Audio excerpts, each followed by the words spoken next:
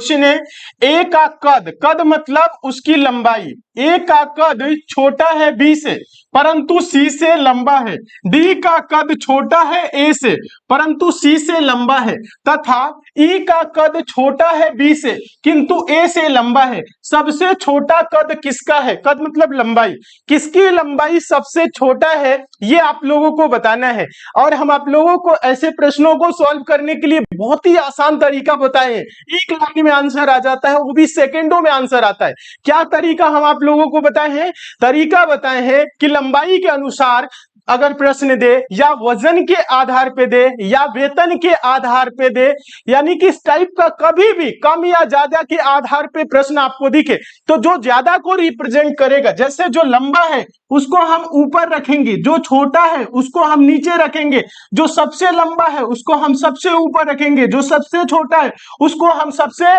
नीचे रखेंगे। कोई किसी से लंबा है किसी से छोटा है तो ये बीच वाला स्थान में वो फिट बैठेगा। ठीक है, तो ये तरीका हम आप सबको बताए हैं। अगर आप इस तरीका को इसमें अप्लाई करते हैं तो आप बहुत ही कम समय में आंसर देंगे, वो भी सही आंसर देंगे। तो बताएं आप लोगों का आंसर क्या रहा है, हम थोड़ा सा देखें आप लोगों का कमेंट क्या आ रहा है एक बार।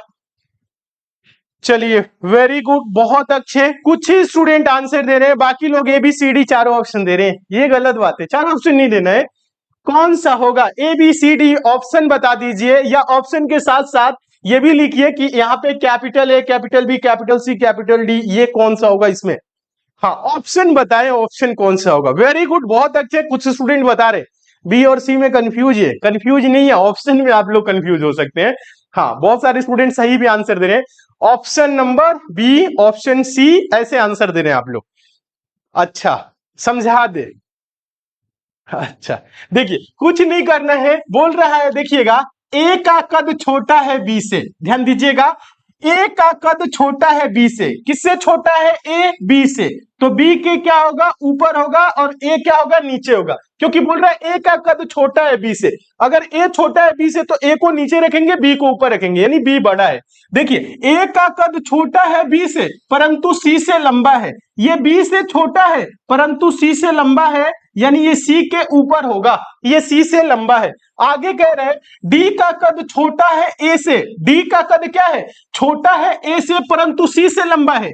ध्यान दीजिएगा डी कहां आएगा? डी यहां पे आएगा, ए के नीचे जाएगा और सी के ऊपर, क्योंकि बोल रहा है डी का कद छोटा है ए से, तो ए के नीचे आएगा परंतु सी से लंबा है तो सी के ऊपर जाएगा। क्लियर है, समझ में आ रहा है? आगे देखिए, तथा ई का कद छोटा है बी से, ई का कद क्या है? बी से छोटा है किंतु ए से लंबा है, तो ई का होगा, देखिएगा ई कहां पे होगा? ई का कद छोटा है बी से, तो ई बी से नीचे आएगा परंतु ए से लंबा है तो ए के ऊपर होगा ई। समझ रहे हैं? यानी किसके बीच में होगा बोल रहा है, तो सबसे छोटा कद किसका है? अगर इसको हम सीक्वेंस में इस प्रकार से लिखे तो बी हो जाएगा, यहां पे ई होगा और यहां पे ए होगा, फिर आपका डी होगा, फिर सी होगा। समझ रहे हैं? इस प्रकार से होगा।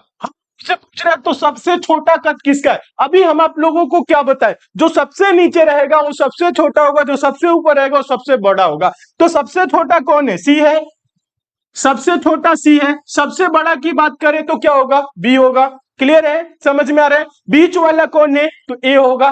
कोई भी इसमें किसी टाइप का क्वेश्चन पूछेगा तो आंसर दे लेंगे। तो ये सबसे छोटा कौन है? सी। सी किस ऑप्शन में है ये देखना है, ऑप्शन नंबर बी में दिया हुआ है सी, इसलिए ऑप्शन नंबर बी आंसर होगा, ऑप्शन नंबर बी आंसर होगा। और हाँ आंसर होगा सी, लेकिन ऑप्शन नंबर, ऑप्शन की बात करें तो क्या होगा? बी होगा। सबसे छोटा कौन है? सबसे छोटा है सी, सबसे बड़ा पूछे तो आंसर देंगे बी। क्लियर है? सभी का आंसर इस टाइप से आ रहा है।